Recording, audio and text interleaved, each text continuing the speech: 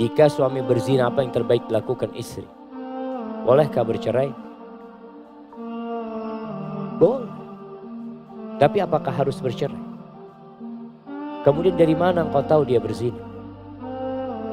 Jamaah, bagi para wanita, jangan suka mencari-cari dosa suaminya. Suaminya itu banyak dosa. Jangan dicari. Terimalah dia, perbaiki dia. Karena kalau mau dicari kesalahan, Ustadz kalau dicari-cari kesalahannya, banyak kesalahan Ustadz. Tapi kita menerima seseorang yang menggauli dia dengan zahir. Ada wanita yang suka membuka-buka HP istrinya.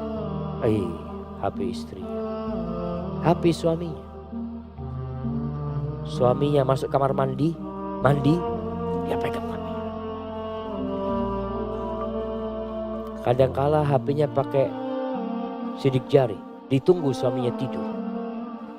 Suaminya tidur, pasang jempol suaminya. Bisa dia buka. Ketawa-ketawa ibu-ibu, kayaknya pernah melakukan itu. Jangan, suaminya banyak kesalahan. Kalau engkau memang melihat tanpa mencari-cari, maka di sini perbaiki suami. Kalau suami berzina dan benar dia berzina, nasihatin dia dan perbaiki dirimu.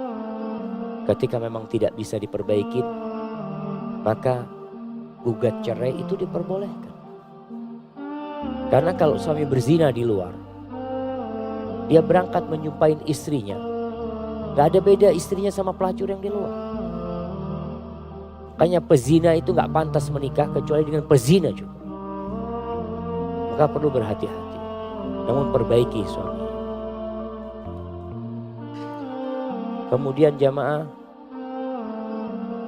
seorang hendaklah memperbaiki hubungannya sama Allah SWT, agar Allah memperbaiki hubungan dia dengan orang lain. Semoga suaminya yang buruk dengan istri ini dekat sama Allah ya, berbuat baik sama makhluk di sekitarnya, sehingga Allah memperbaiki suaminya.